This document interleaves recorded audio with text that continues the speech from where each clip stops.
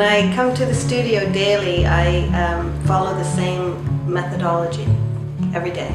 So I do it as a daily meditation, walking to work or riding my bicycle to work, and then coming to the studio. When I walk in the door, it's a sacrosanct space for me. And I bless it with my bells, and by the time I pour the paint, I'm just like a racehorse ready to go. My mother's a painter, and I was lucky enough to have her teach me when I was a young teenager, and spent a lot of time with her learning the lessons. One of her greatest lessons she ever taught me was courage. To attack the paper or the canvas or whatever it is you're working on, whatever the substrate is, to embrace it fully and to go with full intention. And that sense of bravery has always stood with me. Both of my sisters paint, so kind of grew up with the notion of art being in a daily walk with you. Every day you embrace art. And it's nothing that crazily special to become a painter, it's just something you do.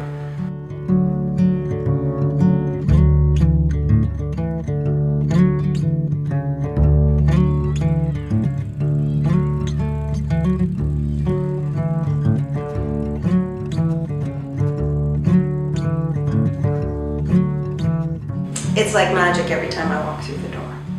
I know that that day is going to unfold before me in a very special way. And I'm not always privy to knowing exactly how that will all be at the end. But it is a relationship between myself, and the paint, and the canvas, and this space. The light is beautiful here. It's away from public eye. It's away from my family home. It really is just about myself and the paint. And I absolutely live to be able to do that. It's my greatest joy. This is a piece called Journey to the Stars, and has to do with the spirit guides in the spirit world guiding us in our journey of life. Many of them just walking through and protecting us, and they're very joyful and full of color and light. This is my gala series, Apple of My Eye it's called, and just very much about the exciting rhythm of life and coming out of the apple, because of course the apple is iconic. The stories come from my travels, the stories come from people I meet, the story comes from a pebble on the ground. It can come from anywhere, at any time. And so I'm always walking around totally wide open, trying to receive the gifts from this universe, trying to be privy to the magic that's out there. I like to use different mediums. I often still use watercolor, which is my favorite medium. And I use acrylic, and I use oil. And I like to also bring in other elements. Sometimes I work with Japanese papers that are handmade, and the effort and the love that has gone into the drawing of those in the winter creates the white, beautiful paper, the kozo paper. And I like to work with minerals from the earth that sometimes I'm lucky enough to go and gather myself.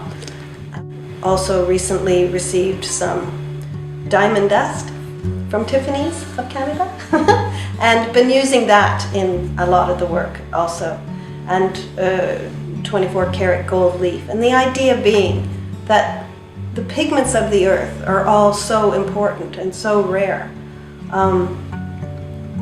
Paints are made from raw pigment of the earth. And so there really is no higher value for me than those pigments that we used to paint with.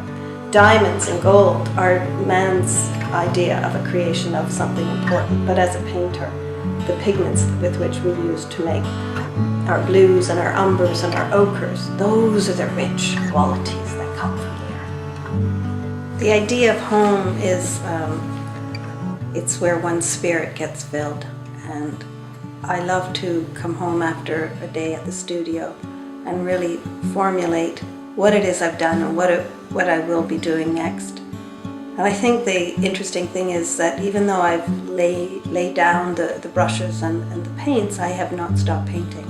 I'm constantly envisioning and seeing the world through a sense of color and a sense of design and a sense of what I would like to impart to the world, which is basically joy and a sense of truth and beauty. So I'd like to be able to bring that into people's homes and into people's lives. If you tell the truth with the paint or with your music or whatever your creative outlet is, people can feel it. And often I'm at exhibitions and people will cry. People will have an emotional reaction and a response to the work, and they don't know why.